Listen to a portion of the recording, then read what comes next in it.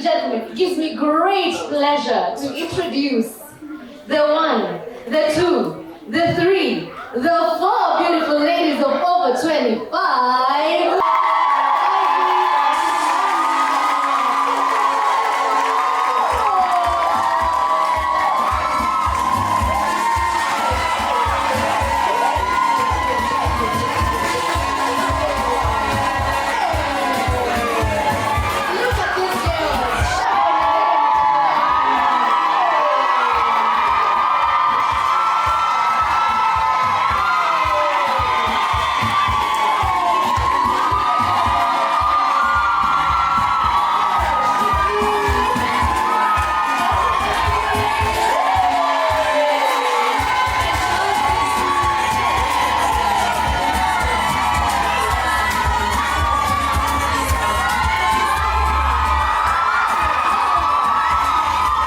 Hi guys, welcome to our channel. Hello everybody and welcome to another episode of Over 25. It's obviously a little different today because we are here seated with our actual guys who come and comment and like and subscribe. By the way, if you have not subscribed, what are you doing here? Go onto your phone and subscribe, but don't record the recording, okay? Today's conversation is one that I think we can all relate to, which is why we picked it. And it's titled Beliefs That No Longer Serve Us. And what do we mean by this? You know, when you're growing up, there are things you're told by mom and dad. Like, for example, girls don't put food before their big brother. Or you're not supposed to talk to guests before they speak to you, kind of thing. And then there's those ones which are lies or truths that we ingrain in ourselves as we grow older. Like, you know, dark-skinned women are not as pretty as light-skinned women or whatever. But now as we've grown older, we've come to realize that these are actually beliefs that no longer serve us. And they are actual beliefs in our psyche. And I think everybody can relate to that because there's once upon a time you thought this, but now you think this. And what do we call that gap? Growth. That's what we're here for, isn't it? Here, I mean planet Earth, all right? So we wrote down a number of points, which I'll go through one by one. And we'll discuss. And then at some point, like I said, I'm going to cue Ash and Edith to give you guys some papers so you can also write your own beliefs that no longer serve you, and then we'll be able to also discuss them. And then I think there'll be a Q&A at the end. Tuanze, Aya, shall we begin? Point number 1, boys will be boys. Isn't that the former truth? You guys have had that one? Discuss. 20 marks. Okay, I'll go first. For me, I think... First, I'm going to keep looking at the camera so I don't look at people because I'm a bit nervous. So I'll just look at the camera so you'll bear with me. I think it's an excuse to allow men and boys to behave badly, I think. It's all fun and games when boys are roughhousing, let's say, on the playground or playing in mud. Oh, the boys will be boys. And then those boys grow up and they propagate gender-based violence or they're very irresponsible. I think for me the statement should be boys will be accountable or boys will be responsible, boys will be better, you know. Language is very important, and the more we keep putting some ideologies out there, the more they start becoming a culture in society. So for me, I really don't believe boys will be boys. Girls will be. What will girls be? They'll be quiet. Girls will be quiet and submissive, and you know, it's horrible. But if you check the dictionary, I don't know which dictionaries. I think if you check several dictionaries, the meaning is it's horrible. They try and make light of men behaving badly, whether it's in the office or wherever. They try and make light of it so that we can excuse them. I don't like that statement, and it's a belief that no longer serves me. You know, there's a reel I saw, I think it was yesterday on TikTok, where this lady was saying how, you know, when women are younger, we tell them, you know, you need to excuse boys' bad behavior because women mature faster than boys, so they're just being childish. But how about we change that and say, boys, how about you up your game by looking up to girls because they are mature and they mature faster instead of us having to adjust our behavior for them. And this is not a man bashing thing. It's just that this kind of boys will be boys mentality. It's a deficiency for us. You see, it benefits one sex, and then also I think it also propagates this. These other two small things like sexual gender assault. stereotypes. Gender stereotypes, exactly. Yeah. You know, like I'm forgetting the full term, but there's a T-shirt. I know it from Shiv. You know, these ones that say "protect your daughters." Yeah. You know, that kind of thing. And I think it's within that wheelhouse because boys will be boys now becomes what were you wearing when this happened to you? That kind of thing. Yeah. So were you drunk? Did you do something to make this happen to you, kind of thing? And the other reason why it's just a stupid way of thinking is we've seen boys who are not that kind of boys. Yeah. Or who grew up to be, proper men. So why are we saying boys will be boys when others, Yeah, it's nonsense. I get what you're saying. Yeah, not all boys are boys will be boys. Not all of them. So why are we excusing them? Exactly. Exactly. Yeah, and also the flip side, add on to what you're saying. It also, how boys will be boys, they're supposed to be hard. Men can't cry. Men can. So that's why they have such issues with, their mental health because boys will be boys. You're not supposed to cry. You can't, It also affects them negatively. Yeah. Do you guys agree? Yeah. But if you don't, you can put it in the Q&A. Just to close that, I'm just happy we are living in a generation or a time where we recognize what people a long time ago did wrong, and we are trying as hard as possible to change that narrative. We still have a lot of work to do, but I'm just happy. I feel like how we raise our children is completely different from how our parents raise our kids, and for the better. So I just hope that the kids we bring up in future, they're going to be different from us. Yeah, we know better, so we are doing better. Exactly. All right, so the next one is a close one to me. It's about, I guess, what you'd call body dysmorphia.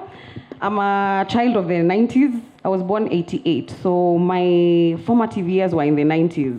And me, during that time, you're only cute. And I know the skinny girls here are just going to come for my neck. For my neck. Because we did a skinny versus, what?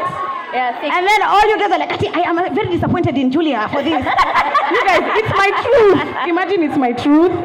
Me, when I was growing up, girls who are seen as like attractive, at that age when the hormones have not yet hit, you're still trying to figure out, am I appealing or not? It's girls from who are size 8 downwards. The perfect is size 6 downwards, and I mean size 8 UK, right? So that's a very petite person. Even I don't even know who's like a size 8 here, but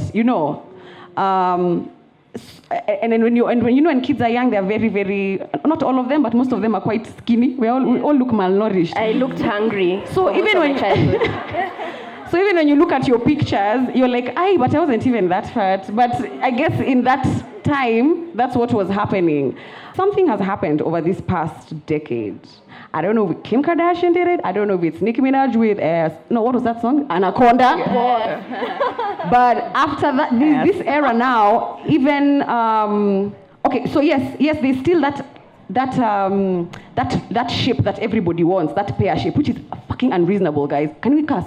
Yeah, fuck you, fucking unreasonable. Can we? It's fucking unreasonable. How can so women, we are like 7 billion on the planet. And then what's the ratio of men to women? 50. So you want 3 billion people to all look the same. With different genetic codes, we have different races. Some people are top heavy with big boobs, no ass, okay? Some people have big asses and small titties and a pooch. Some people are square. But now there's this idea that, this is beautiful. Now all 3 billion of us were like, guy, I want to look. It's so unrealistic. So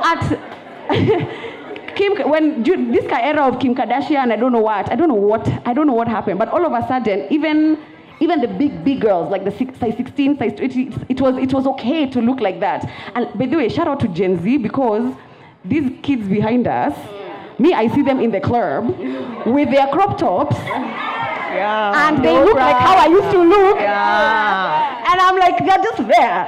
And they look good. Yeah. So back in the day, a little roll over here was like, oh my God, can you see it? Can you hide? Don't take a picture in this angle. Nowadays, it's like, I don't care. And that is what I love about the world we're living in today, and it can only get better. So for me, a belief that has completely dismantled is that to be in a two-piece, I have to be flat, and then boom. Like you guys saw my pictures from Coast. Yes. Am I talking too much? You look so nice. Yeah. I know I'm okay, I'm all right. But back in the day, I would not wear bikini. I'd have to be like size 6, size 8. That was the ideal. And I don't get why you're like that, Julia. I remember you in campus, and I used to fucking love your body. I wish you told The first me. time I did. The first time I saw you in a pink bikini when we went to Costo, it was Diani Reef Hotel. I was like, what the hell? And then remember, I keep telling you about the pink spark top and the white linen pants. Like, I'm just like, I don't know how but I guess you said it's your truth. It is. And we even discussed this another day, and we were saying at some point, Jules was the only person we knew who used to wear those bikinis. Yeah. Even us who are just like, There's always a one piece. I can never be free. Like, because let me tell you, me, I psych myself up. Like seeing these two, Shiko and let me tell you, going on holiday with them, stress. Because they're just there in those two shorts, then they don't even have chabrab. You know, us chick girls, they're always pulling down. These two girls, even their thighs don't touch. They're just there walking, take a picture. Thick girls, you get me. The angle it means everything. So I'm even shocked you're saying, because I don't know. Actually, I don't know how the fuck I got that kind of. I was just like, I think it's because I was with you guys. So I was like, fuck it. But imagine that same big pink bikini. There's a boyfriend of mine who came to me and brought me a lesson. You need to cover up. Fucking shit. I remember that dick. And I was so shocked because I thought he's my man. Yeah, you are too good for him. Do you guys have anything else to say to that? Has your perception of curvy changed? Yeah. Or bodies in general. Bodies in general? Yeah. Well, kind of. And there's something that you said on, I think it was skinny versus thick, where I hope this will reach, is what you're saying. Because right now, big butts are in. Yeah. Yeah, everyone. Me, I'm just here saving. No, we'll go to Miami. We have a plan.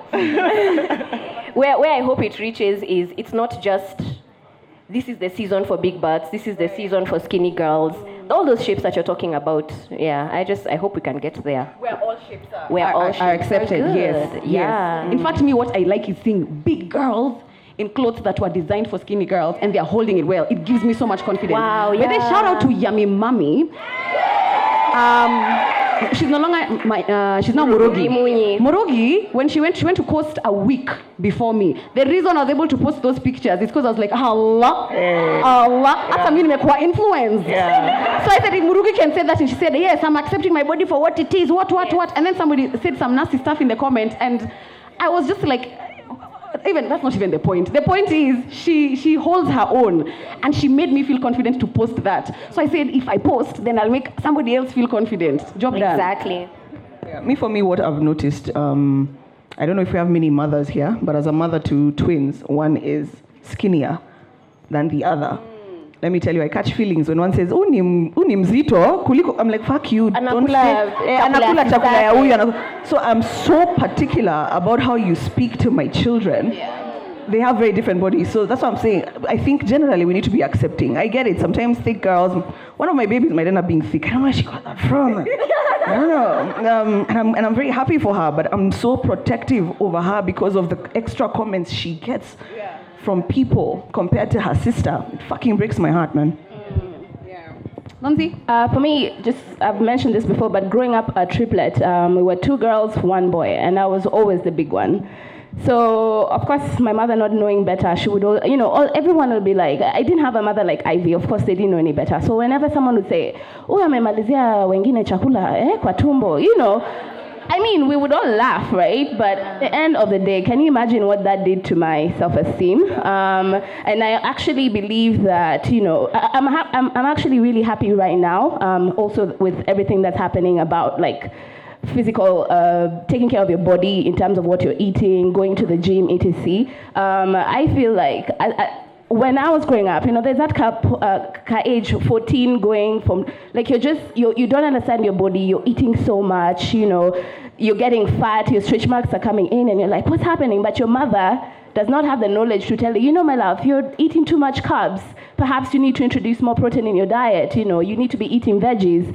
Snacks is, limit your snacks, measure your food. I think that's very important information to have even as you're raising your children. They don't need to finish a packet of crisps. Such information, and I'm not saying you tell them badly. Delivery is very important, but just be like, hey, you know how to do it. But I'm just happy that information is out for us there and now. And for me, I just wish I had it growing up, because even for me, my confidence in terms of my body has come way after. In fact, past uni, first year, I was still like, at some point I was like, I'm too big, but now I'm like, I don't give a fuck, And I'm married now, so I don't care. I don't care. But anyway, I'm just saying, like, it's important information to give your children in terms of how they need to live a healthy lifestyle. It's not about now that they're over 20s when you start talking to them about it. Start when they're 9, go to the gym with them. I love how Shazi is always going to the gym with Shiv. Let them do a few squats with you over there. I don't know. But the information generation is here, and I love it.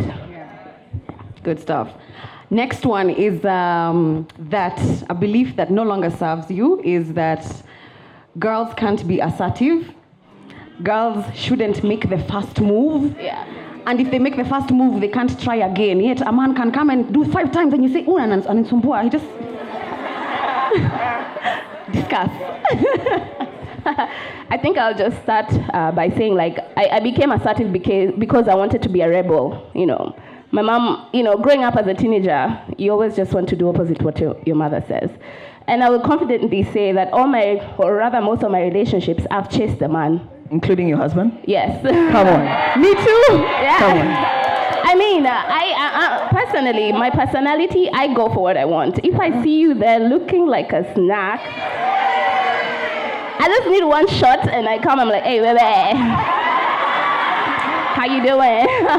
Anyway, and I just, growing up, you're told, don't shout so much. Are you a boy? Why are you screaming? Why are you riding the bike and playing with the boys in that way? Why are you, just assertion was never welcomed. You're told you need to be a lady. You can't be as loud as the men. And for me, I promise it was out of rebellion that I became who I am. I even have something. You've made me think of a point.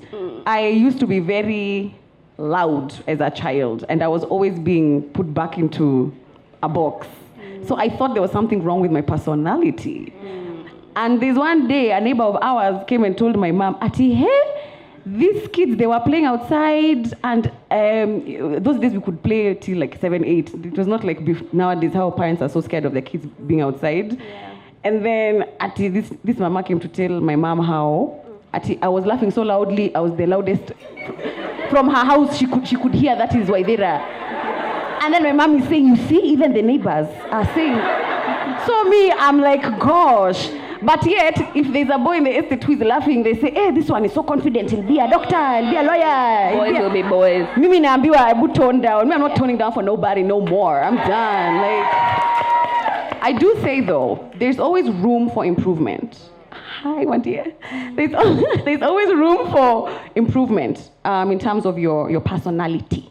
But there are things that God has given you as gifts that are not for adjustment. Okay, you can adjust your personality. If you're arrogant, find out what is the root of that arrogance. If you're proud, find out what's the root of that. Those are things you can adjust.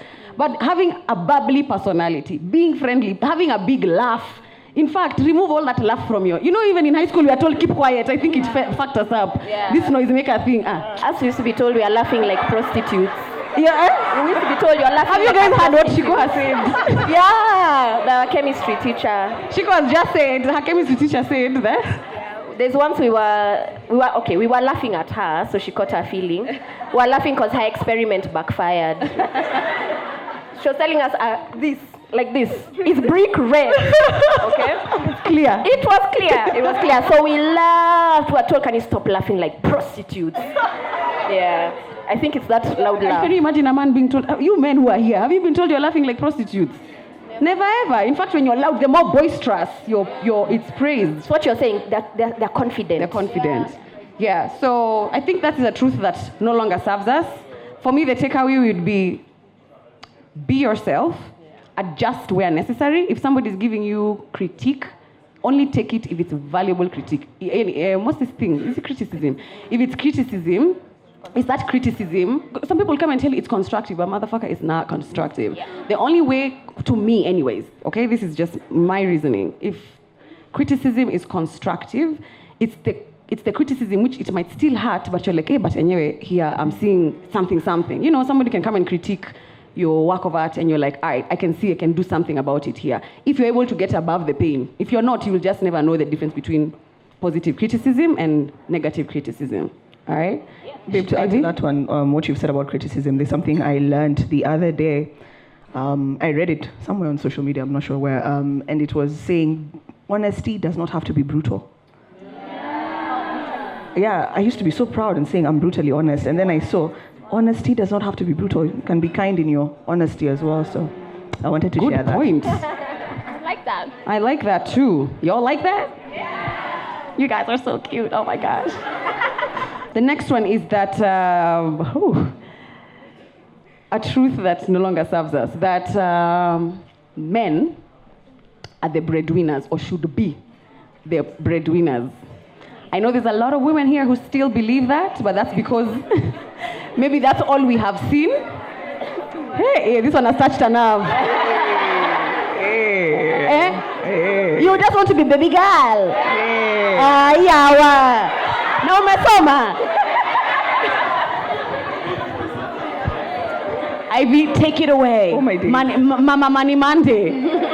I find a lot of comfort and pride and power in knowing that I can handle my own. I'm sorry, I do. By the time the man is finding me, or I'm finding the man, we are working in this together. Guys, a man is not a financial plan. There's so many women telling me, oh, a man is not a financial plan. Ati, what's your plan for your future? To get married. What the hell are you saying, mama? Come on. I love taking care of my own, and I love treating my daughters as the baby girls that they are. Sometimes I even compete with their father. I'm like, oh, he took you well. Okay, I'll do that. Oh, fuck up.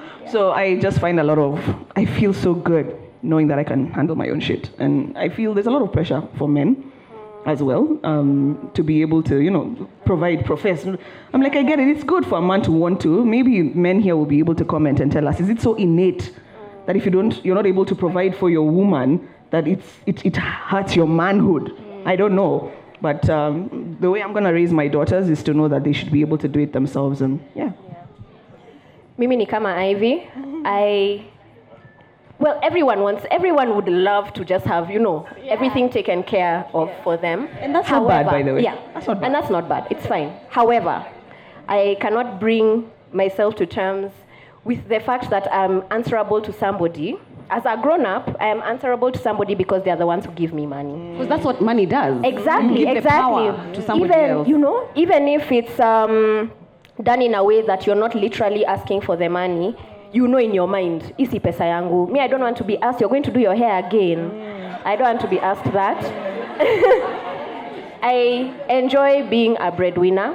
I'm always saying, I really love calling my husband my partner.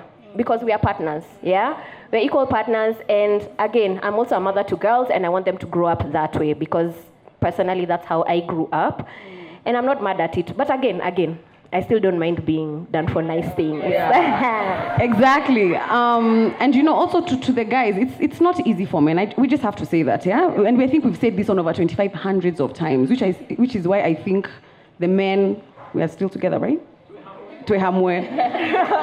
We go to school with these guys. We're in the same class. We finish school, and we are looking for the same jobs in the same market, in the same economy, but somehow they must be earning 3 times than us. Sometimes it's unreasonable. Sometimes it's unfair. So in fact, at some point in the Q&A, I'd like to hear from the men to answer what Ivy has said. Do you feel like it's innate in you to to provide. Because as a woman, you feel good being provided. I know I feel when somebody has their financials together, not to take care of me, but so that to what's the feeling? Like security. Security. And then, because the thing is, you might meet a guy who has cash, and a decade, in 10 years, for 10 years, you're living very well, and then after 10 years, things go south. Yes. So now what happens? Yeah. You go and look for another one.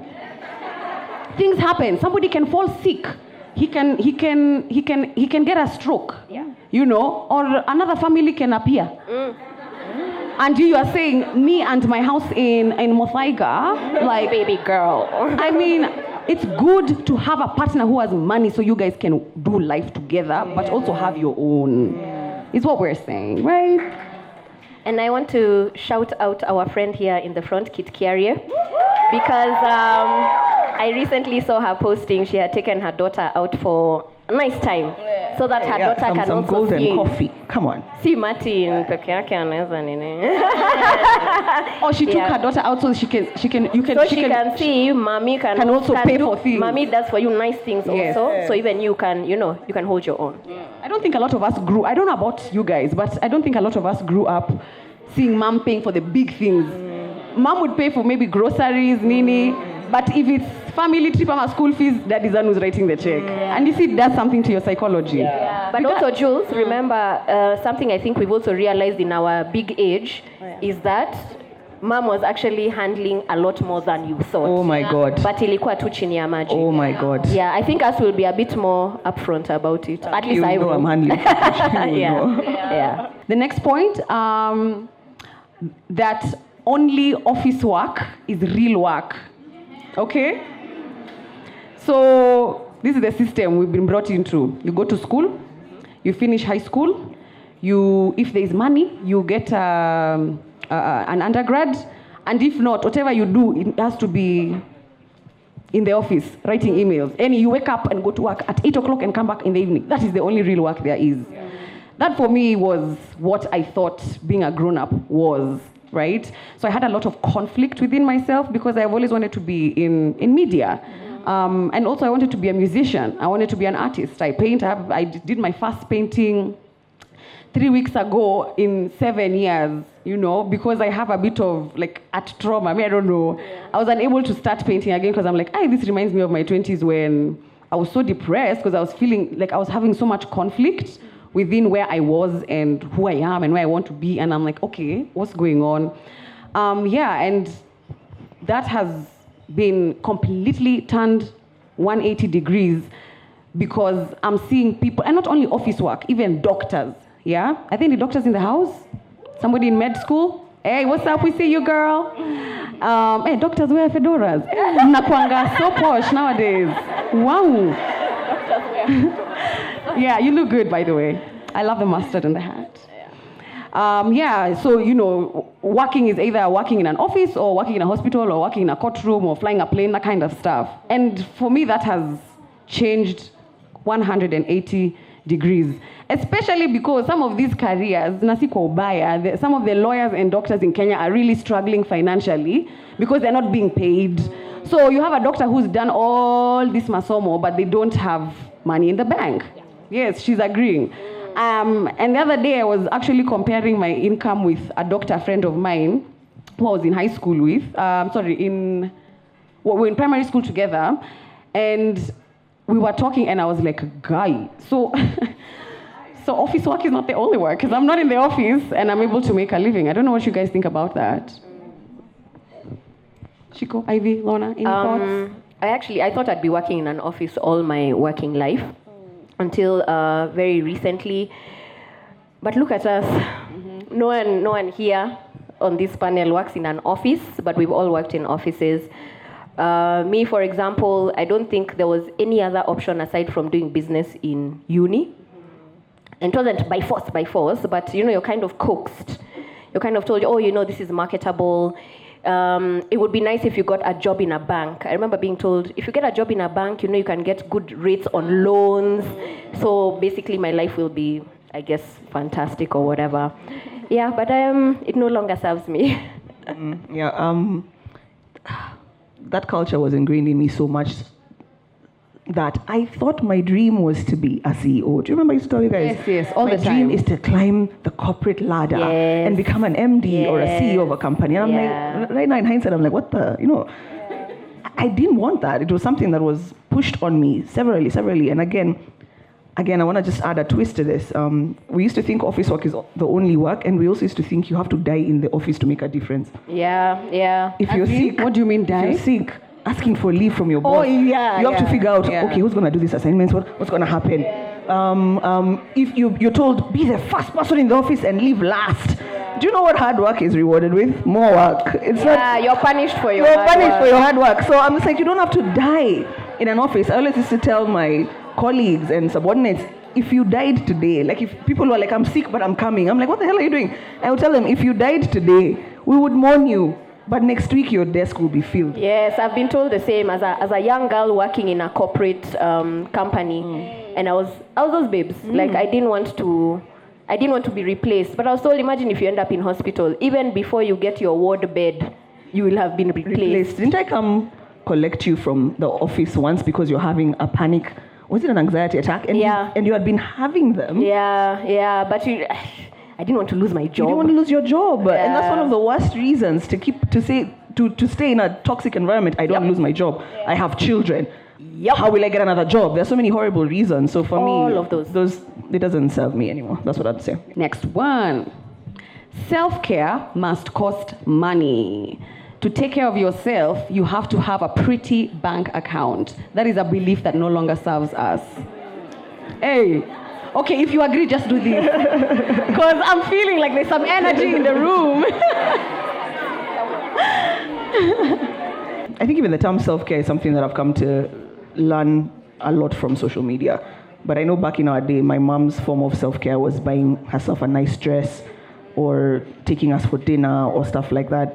And the more I think about it, for example, no amount of manicures or pedicures or facials, for example, would be able to heal how you speak to yourself.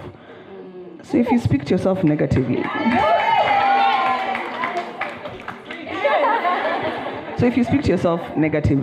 try stop. That is a form of self-care that will cost you nothing. If you're on social media all the damn time, comparing yourself to people that you have no idea the problems they have, put that phone down. That's a form of self-care that costs nothing. I mean, you guys know, I like to travel, I like to take care of myself. I'm like, that's not life. But I came to realize, especially because of the message that it perpetuates to young people on social media, self-care does not have to cost you any money. Eat a fruit. Have you eaten fruits today? Who here has eaten a fruit today? Or your vegetables, or drank water. Self-care does not have to cost you money. That's a belief that I can say no longer serves me. Yeah, do you, because, actually me, what I used to struggle, self-care is generally new, but it's always been there, right? But I think right now it's really being pushed because there's a lot of stress that social media has created, so there's now a push for self-care. Yeah. I don't know if you guys have examples, because me, I know when this thing self-care started, I used to go on Google, examples of self-care, because I'm like, what does it mean? So I'm caring for myself. Do I feel self-cared? Or, so sometimes I struggle with because they don't tell you. Yeah. They just say self-care, and so you think self-care is spa, manicure, hair, face mask. Yeah. So that's what you think. Yeah. But what examples can you? I can have ideas. I think now that you've said that, I'm thinking of things I do. I'm realizing, oh, you mean I'm your meditation? Yeah, meditating, and making in the morning. I don't like noise, so kama nimechipa want to, I'm like, keep quiet. I need peace. I want problems. Always. Do you have an example of self-care so we can give them? But if you have examples, please put on those when we start the Q&A, because I think it's very important to share that. There's something you might say, I'll be like, oh, okay. Personally, I like to be by myself with my thoughts, but also working out, taking care of your body, your physical body, because it doesn't have to cost you anything. There's so many people who come to my DMs and they're like, I don't have money to go to the gym. If you have bundles, go on YouTube. I think you can even watch YouTube offline. Take a walk. Take a walk. Run out. Get out of the house. Yeah. So that's a form of self-care. Rescue an animal. Yeah. There's this date Julia has been trying to get us on for the longest time. Oh yeah. And she calls it our creative date, where she said, as over 25, let's just go to a park or let's go to a forest and walk and be in tune with nature, and we don't discuss work. Be friends. Yeah. That's the thing about self-care. Also, as a group, as over 25, as a business, that is a form of self-care for us that will not cost us much, honestly. Yeah. For me, I'll just add to what Shiko is saying. For me, a form of self-care is actually going to the gym. I actually enjoy it. I feel like my mind is super easy, but I think it doesn't have to be free. Some of them are very cheap, and it should be something you want to, like, haikusumbui kutumia hiyo pesa, because the value it's giving you as a person is much more than the money you're putting in it. So I'm just going off on a tangent, but I'm just saying sometimes it's good to spend money on that self-care if you're sure if it's going to do something for you, or you're going to find what it is you're looking for in it. But I'm also like Shiko, a lot of the times just sitting by myself, not being on my phone with my thoughts, that works for me. Yeah. And also, don't give yourself pressure. Like, I have taken a walk and I don't feel good, so now it's backfired. Already I'm like, guy, I don't feel self-care. Just take it easy. I think also experiment. Yeah, it's different for everyone. It's different for everyone. Because me, the gym is not a form of self-care for me. Yeah, and just to add, sometimes if it's too much money, you can shikana with someone. You and your bestie, if you're two, it will cost cheaper, right? Or you and your crew. There are those things like movies that have squad tickets, like, try just, find such things. It will save your pocket. Next one, this one is it's a deep one. A belief that no longer serves me and us is that happiness can only be found in love, and I mean romantic relationships. Let me tell you. Do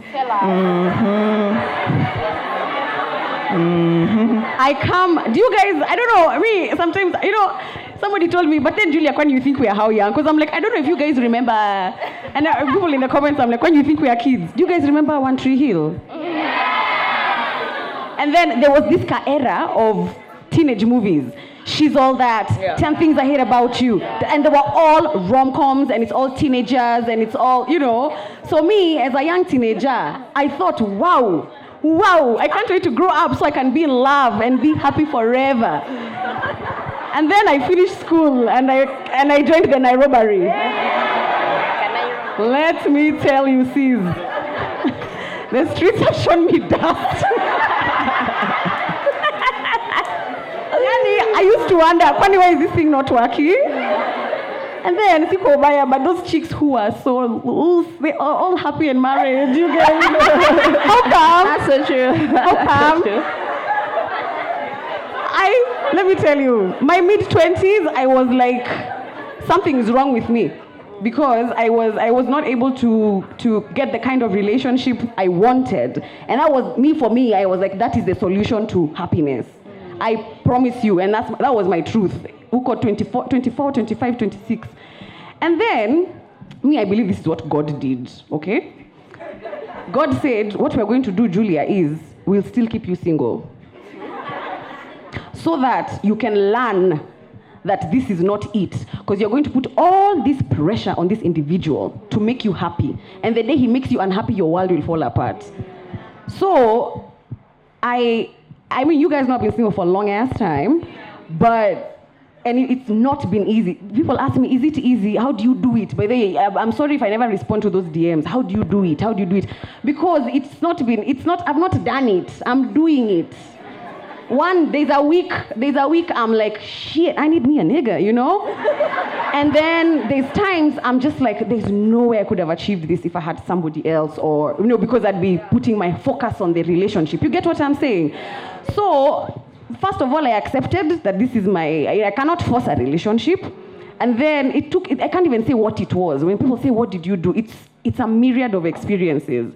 But it's come to the point where even when you feel a bit lonely, I'm just like, I find I find okayness in that. And the relationships some of the relationships I used to look up to, hey, yeah, things are not going good. That guy starts looking at you and talking to you, and you're like, but I used to look up to you too, because you are my aspirational couple. So at the end of the day, I found joy in other things in life. And let me tell you what that is. I found joy in reviving connections with family, because I'm those people who never wanted to be in the house. On Friday after work, I'm out. Out. So I was like, one day I just sit and I hang out with guys. I used to feel like it's so boring. And then now with social media, those days it was, what's the other one? Not TikTok. Not stories. It's called Snapchat. Hey, we are old. I used to feel FOMO. So to answer the question of how do you do it, honestly, I think first I just had to be like, okay, I've accepted. And that acceptance takes a long, it's not like today, it takes weeks, months, you're like, I've accepted. And then it stops bothering you so much, and then looking for connection. You can find happiness in other things. Of course, nothing can really replace that connection with somebody, but it can't be the be-all and end-all. Is that the term? Be-all, end-all? It's a huge part of your happiness, can't lie. It probably will be a huge part of my happiness, but there's just other areas in life that you can grow, and not only in relationships. I'm not scared to say this in public, because a lot of girls on the side come talk to me about this, and I know everyone's just looking for the right partner so they can be happy. Imagine after like a few years. Am I wrong to say that after a few years the buzz issues? I will explain. Actually, we should ask the ones in long-term relationships. Is joy only in love and relationships? No, it's not. But there's a lot of joy in such a relationship. But I guess after some time, you're not always there dying and in love and just holding each other and loving each other. You're buying maziwa.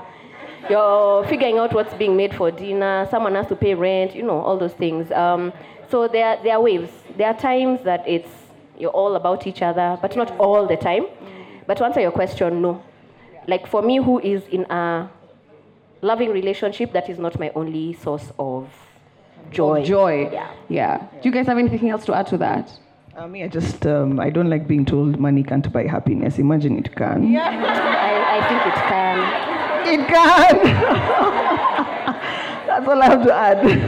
So much joy in money. You know who is Money Mondays?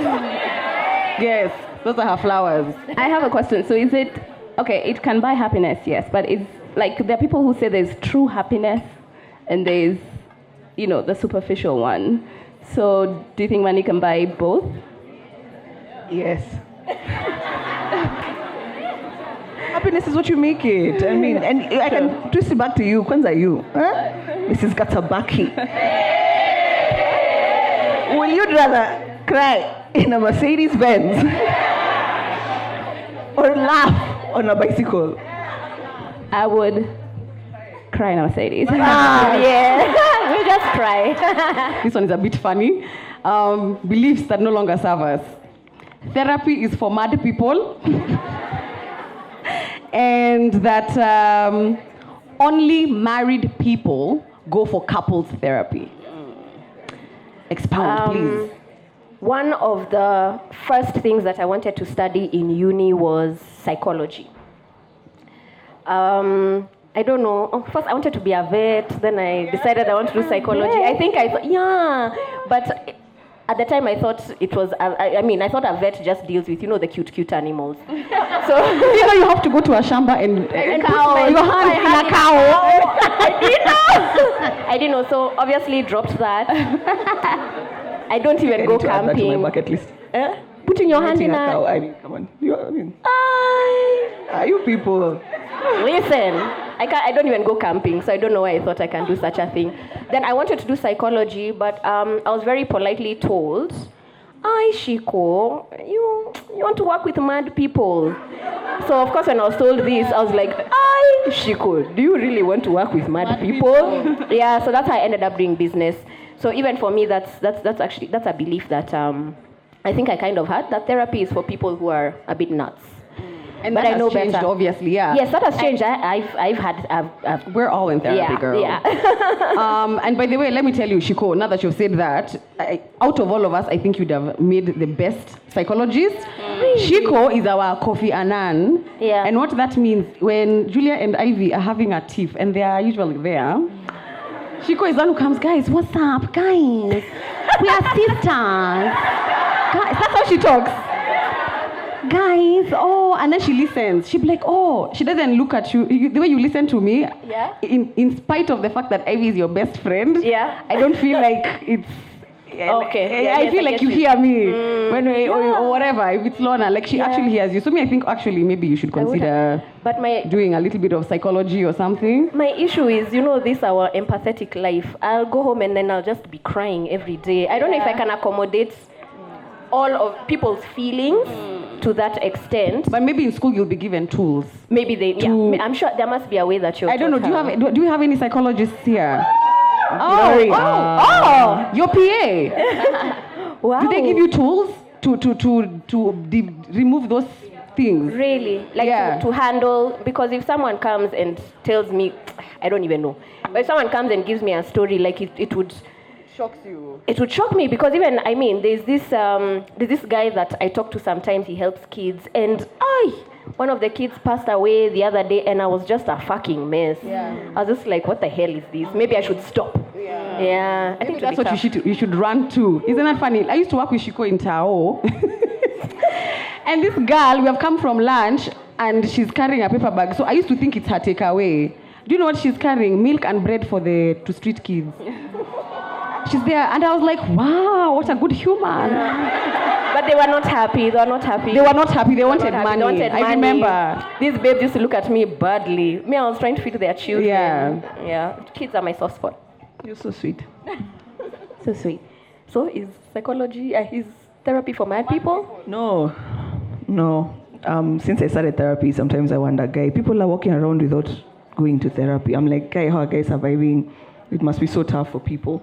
But what I want to talk about is the one where we say therapy is only for married couples. And I learned this from our last episode with BN, where he said, as a group, what are they called? Sauti So. That completely left my head there for a little. Akina BN. Right now I'm so obsessed with the bald man thing. So I think when he said as a group, Kina Sautis will go for therapy and they encourage us to do the same. I was like, oh. And I remember someone once told me that they took one of their girlfriends on a date and they went for a therapy session. Wow. And I was like, that's a nice fucking date. Yeah. To go and get to know each other better. Yeah. For me, it's the one for only married couples go for therapy. Because I learned you don't go for therapy only when things are bad. Even when things are good, go and talk to someone so that you can maintain that goodness. Yeah. I don't think therapy should only be for problem solving. Exactly. It also gives you tools to do life. Yeah. Right? I think I would like to add that I think it can also be a great gift for someone. Just give them a voucher to go see someone and talk to them, like maybe 2-3 sessions. I think that would be really lovely. And another thing I discovered, you can actually just be temporarily sick and find yourself in Mathare. Like the other day, a while back, a friend of ours got cerebral malaria. And he actually went nuts for a bit, and he went to Mathare. But at that time, I was like, oh my God, I didn't know. What? Yeah, malaria can be in your head, and it causes psychosis. I don't know, doctors. But I was just like, wow, like it's not all just going mad like over a period of time. It's just you can be sick. So yeah, love those people. Yeah. Actually, sorry, Jules. Go ahead. Something Lorna has mentioned. Ivy has offered me that very gift, therapy. Oh, nice. Yeah. Nice. I'm a very good friend. Na mimi. Na sisi. These are some of the problems we have. Yeah, and secret plans. Secret dates. Secret dates in Shiko na Lorna. They go on secret dates and then they put on Instagram. They're not inviting us. When we are not cool enough, just best maids. Maid of honor. Anyway, but we are not feeling bad for real. Ivy, I'll need you to help me with this one. Yeah. that a woman must be able to have kids on their period or something like that? A woman must be able to have kids or have their period. Or have their Where period. is William? William, the other day, sent me a fantastic thread. And I think the only way I'll be able to articulate this is for me to read this thread. It'll only take probably 2 minutes, so let me start. In 2016, at the age of 20, I gathered the courage to visit a gyna for the first time out of concern. I had never ever had a period in my life. I always thought it would come, but it never did. After countless tests, I was diagnosed with a condition called androgen insensitivity syndrome. XX chromosomes are found in females, while XY are found in males. I have XY, like males. This is a thread from a woman. Okay? I was also not born with a uterus. Instead, I had internal testes. So I was born with balls, except they never dropped, but stayed in my body. My body never responded to the XY chromosome and testosterone which my body was producing, which is why when I was born, I was externally 100% female. Nobody knew that I was genetically male until now she went to see a doctor at 20. She says, no, I'm not a man, I'm a woman. For clarity, my pronouns are she, her, and I am an intersex woman. No, I'm not attracted to women. I've always been attracted to men prior to my diagnosis till this day. No, I do not have a penis. I was not born with one. I look 100% female, just not genetically. She's just not female genetically. My hope in coming out is to raise awareness that life is not black and white. Not every woman has a period. Not every woman can get pregnant. Not every one conforms to what you know about biology or what your religion prescribes. That thread changed my life. I was like, wow. I used to think being a woman means some certain things, but I don't have anything to add. Yeah.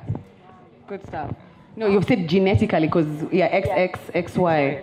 And then there's some who are born XXY. I have no idea. May I pass Where's biology? see, there are people who have XXY. Zakari. Yes, there is. Tick. Caesarean section is the easier way to have a baby. Mothers in the house. It is not. Okay, so the belief here that I feel no longer serves me is that CS is the easier way out. Why don't you want to push? Why are you choosing this route? And the reason why I say no longer serves me is because personally, I wanted to push, but my body said Z. So I got a CS. I've had 2 C-sections. And anyone who's had a CS, as well as my slay over here, can tell you it is not easy. It's not easy. So there's this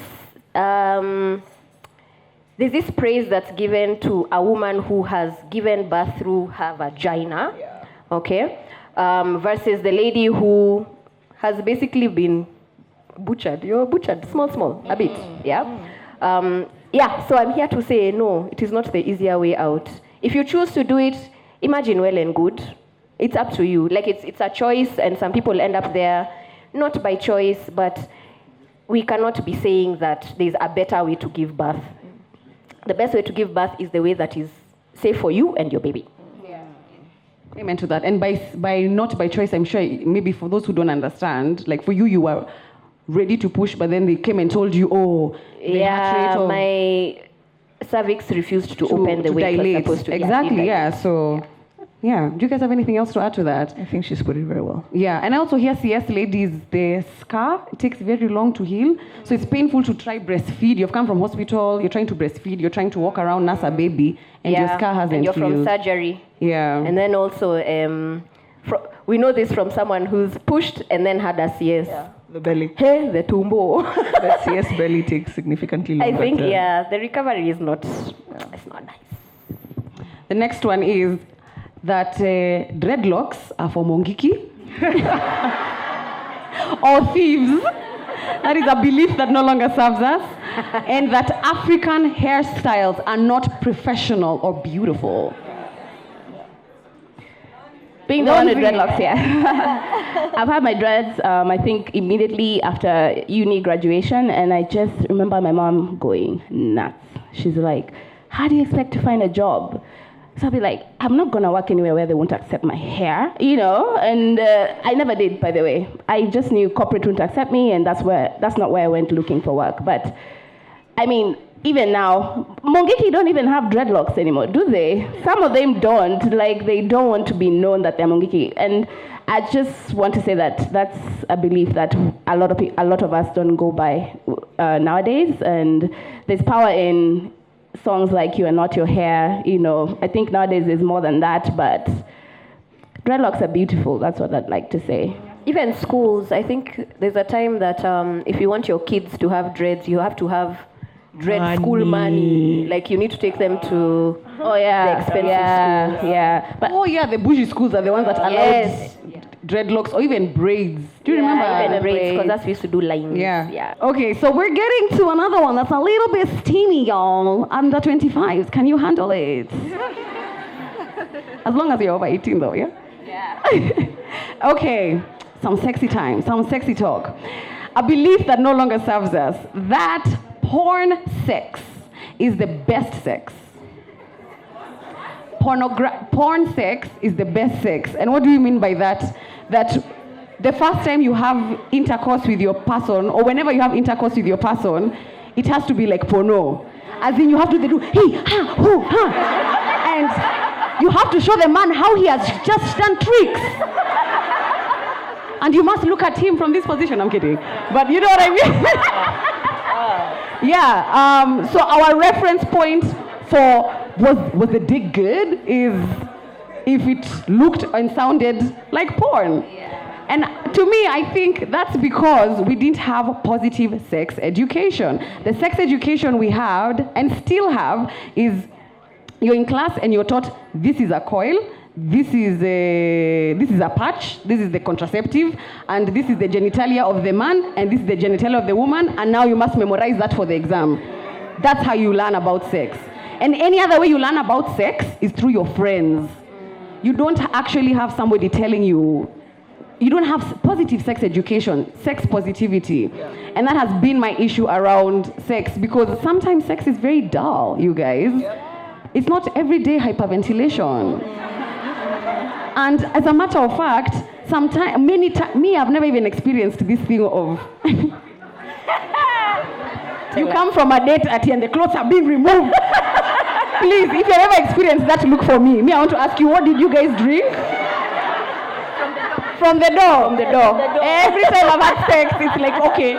Sometimes it happens impromptu. Yeah. But you're the one who takes off your clothes. Sometimes you even fold your trousers. You even fold your trousers. You're like, I don't want to crease my pants. Yes. I have somewhere to go after this. Exactly. But then you use what you imagine as good sex to judge your sexual experience. Yeah. To me, good sex is sex that is consensual and sex that you have enjoyed and that you're okay with after. Yeah. Whatever else in between is up to you and your partner. Yeah. All right? Yeah. I don't know if you guys agree. And I'm just here to encourage you that if you think you're man or you think that you're actually for the girls, let's talk about the girls. If you think you're not performing, you don't know how to do this position for being on top, you don't know, stop giving yourself stress. I think that's the opportunity to learn now how to have to please your partner. I'm trying to use politically correct words. How to fuck your man good, okay? Yes. So, you might want to do it, but I don't think you should go to porn. Are there spaces that talk about sex and how to... Is it just over 25? Where? Vibrating lawyer. Ooh, yes. Are there customers of Vibrating Lawyer here? There's also another babe on YouTube. I think she's called Sheila. What's her name? Sheila something. On YouTube in Kenya? Yeah. She sells sex toys? She teaches you how to kiss, how to take doggy. Like, I was just like, wow. And she has a lot of subscribers now. That's good. That's good, because now you learn from porn. Yeah. So you're there doing gymnastics, and then you know kwa ground vitu ni different. Yeah. Have you ever tried to replicate a porno move and it doesn't work the same way? It doesn't feel the same. I think for my issue with porn is how much it filters. Like, it filters so much reality. Yeah. Have you ever been having sex and you start checking? Someone cracks a joke in the middle. Yeah. Women queef. Yes. We queef sometimes during sex. Yeah. You can fall, like the positions can just not be working and you just keep trying to change position. Even getting a muscle pull up. You can even get like a muscle pull during sex. Hey. Porn, the women can, you can get tired. Exactly. Yes. You can take a black man for an hour. Me, Editing. It's that editing. stamina Editing. of being on top. Yeah. Porn filters so much. Porn is alive. Sometimes you even want to pee in the middle. Oh, I have to go pee. Yeah. The porn one. Yeah. So unrealistic. It's so unrealistic. Yeah, and then also I was seeing this on the internet that Pornhub is actually in a lot of trouble for sex trafficking. Yeah. Very many young girls. So perhaps you should stop watching Pornhub.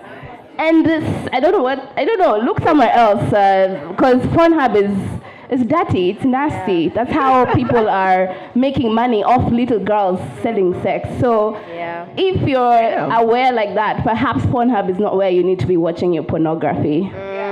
Also, Watching. Yeah. Also, another thing that porn has cheated us about is how people's genitals look like. You know, like I didn't know people bleach their assholes and that's why their assholes look like that. You think all vaginas look like that, baby? Let me tell you guys something. Women, I want every woman, if you're comfortable with this, follow this page on Instagram called, I think it's called the Vagina Museum. Yeah. Okay. And there's this artist who does sculptures of women from all around the world and to show the shape of their, the way the vagina, the vulva looks. Yeah. Because you think it's supposed to be trim and neat and by the way, majority of women don't have the same, and cute, everything is perfect and pink and pretty. No. You know, why are you bleaching your vulva? For the man, as a man, do men bleach their dicks? Martin? Do you No, know? maybe. I mean, a man can have sagging balls, but you don't see him going for surgery to lift his balls. They bleach their assholes. Unless, that's a different Maybe side for of gay love. porn? For porn, the men bleach their assholes. Maybe gay porn? I don't know. Maybe gay Okay. porn. Okay. Yeah. Even regular. Anyway. Who knows? Also, there's a statistics in Kenya that more women watch porn than men. I'm not shocked by the way. It's a statistic. Yeah. Wow. Wow. If you watch porn, that's on you. That's not on. You do what you Not gotta bad. do, okay. And we're still in the sexy vibes. That the vaginal. I don't know why this shit makes me laugh until now. You're always so I'm still shy. always so shy, and I talk about sex all the time. Wow. That the vaginal orgasm is the best. Yeah. Is the best and the best orgasm. So as we know, there's Clitoral? there's clitoral, but I do have I'll challenge you on that. I want you to say your point, then I'll say. But they usually say that there's the vaginal orgasm and the vaginal orgasm and the clitoral orgasm, and that the truth was that the vaginal one is the one that you aspire to because it's the real one.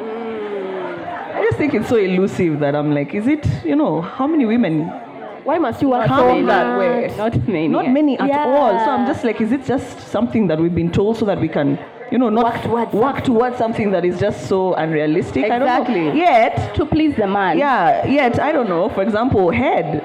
My God. Head. Have you guys heard of that myth that the vaginal orgasm is better? And then you maybe for years you're wondering how comes I've not had it. Yeah, I don't know. So the reason I wanted to maybe question that or pose a question to the universe is that they say that the clitoris goes. Are you guys? I hope you're not shy talking about this. This is over 25. Are you talking to yourself? That the clitoris. telling herself? That the clitoris goes in all the way. It's not just the tip. So there was an argument that came out saying that even that vaginal orgasm is still a clitoral orgasm because the clit is very big. I saw this on the table talk. Yeah. The clitorate. Are you clitorate? Like Yes. clitorate. Clitorate. I was like, woo. Yeah, that's a very interesting conversation. Also, there's a show on Netflix called by Gwyneth Paltrow. The what? Oh, Goop Lab. Goop Lab. Yes. Yeah, you've seen it. I watched that episode. There's an episode about pleasure. Yeah. And there's an old lady there and in her 90s. She's queer, I think, Yes, and she is. explains pleasure and like they describe the whole thing. It's a whole class where It's a you whole go, class. you're given a mirror, and you look at your That's sex vaginas education. together. Okay, not together, but you look at your vaginas. Yeah. Very nice. I like that challenge. They teach you how to love yourself. Yes. Because some people have never seen their vulvas and their vaginas. Yeah. Please take a mirror down there and talk nicely to her. She has carried you through a lot. Every month she's going through some shit.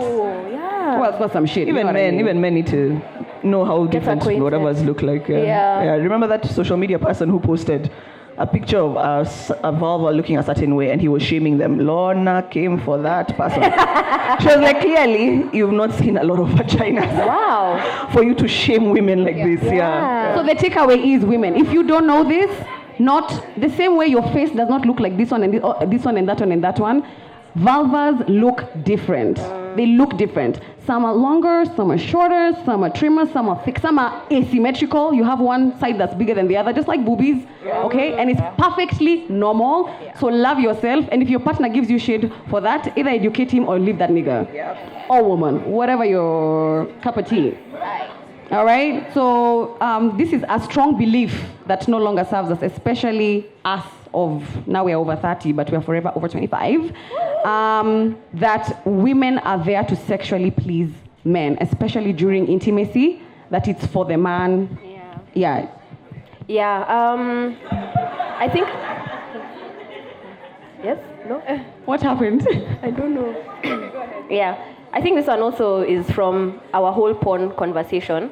But what I'd wanted to bring up from this one is the fact that over the age of 30, which I think we all are, and I think my girls here agree, is that nowadays we know that even you're there for your own pleasure. You can go there and you're like, this is not working for me. I don't think in my early 20s, like, I was able to say that. I'd still be like, hey, yeah, it was so good. But then again, I don't think I even really knew what good was. But nowadays I can come with my chest and say, Z, babe, do like this, move your hand here, bring the nene here. Yeah, and it's a better life. So if you've not if this belief still serves you, I encourage you to drop it.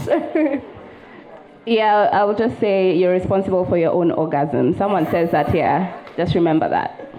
It's not all on the man or your partner. Yeah. So another one is that divorce should never happen. So that when you get married, that is it, and there's no looking back.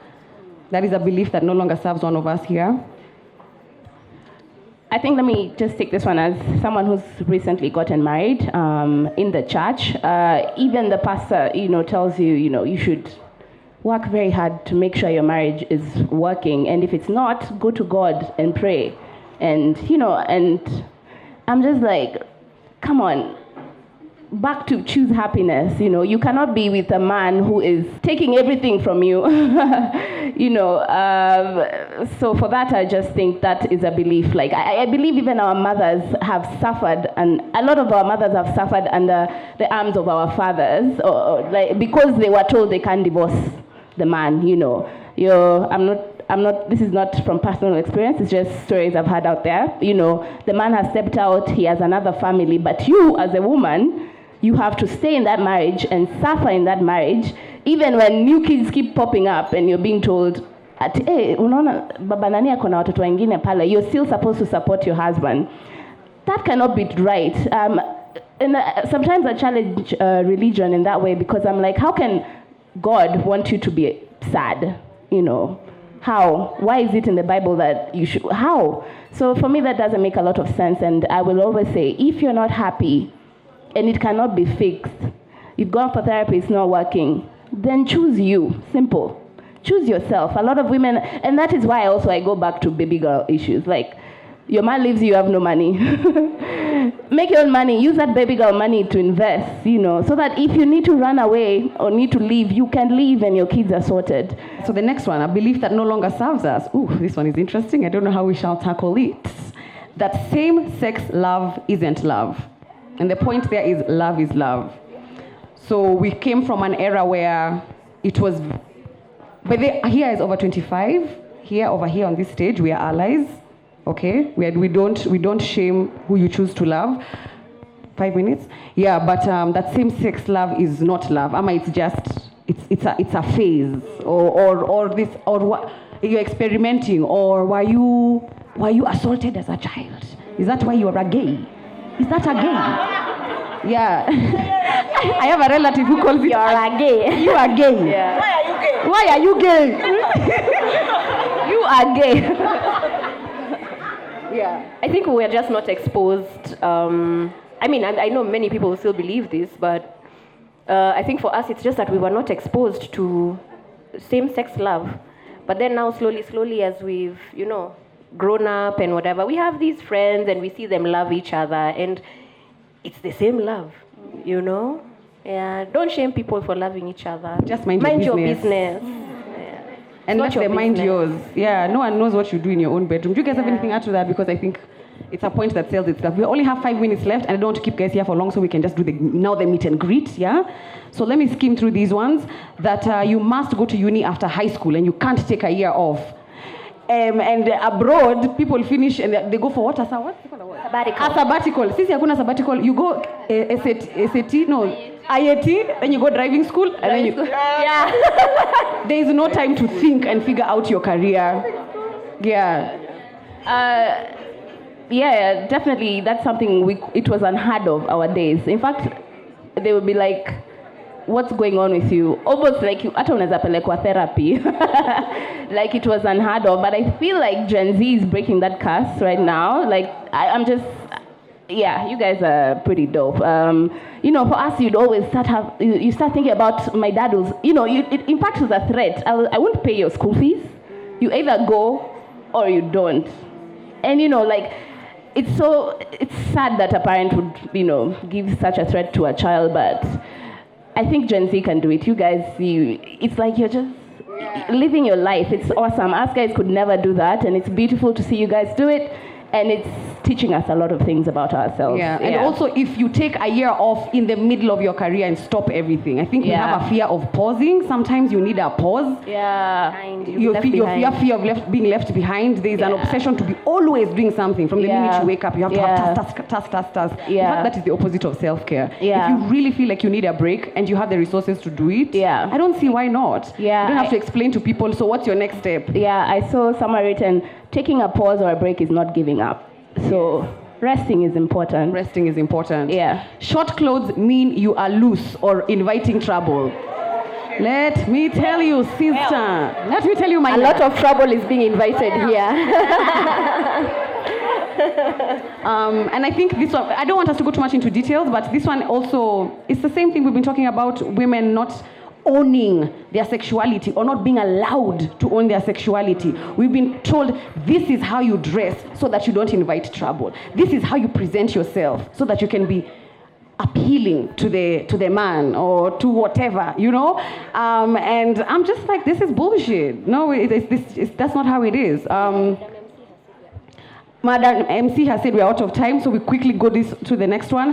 That a man can have multiple partners, but a woman can't. If you have multiple partners, you're loose or you is a hoe.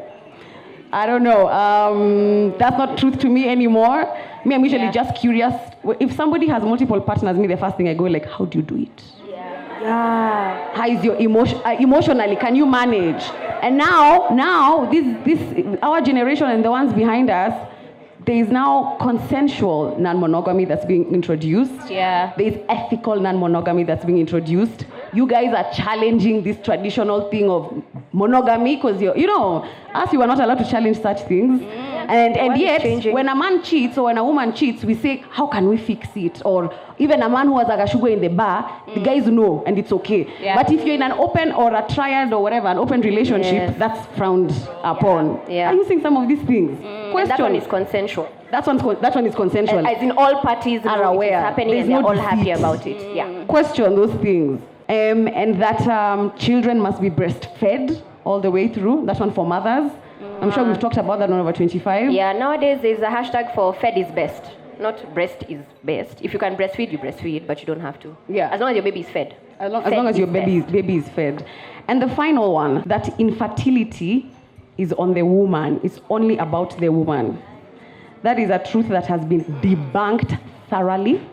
By the way, let me give you guys a statistic that was released recently.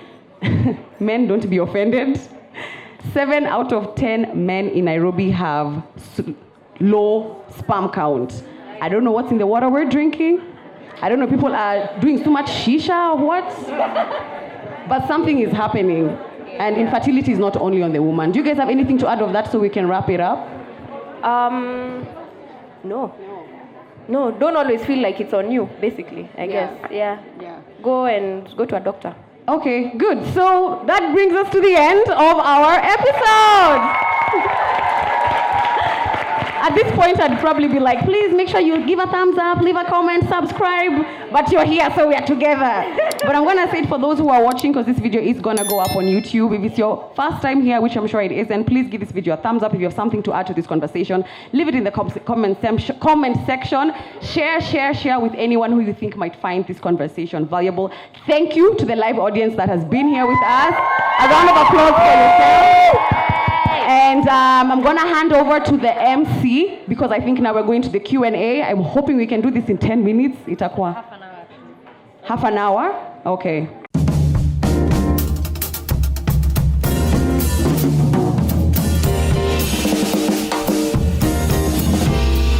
Over 25, subscribe.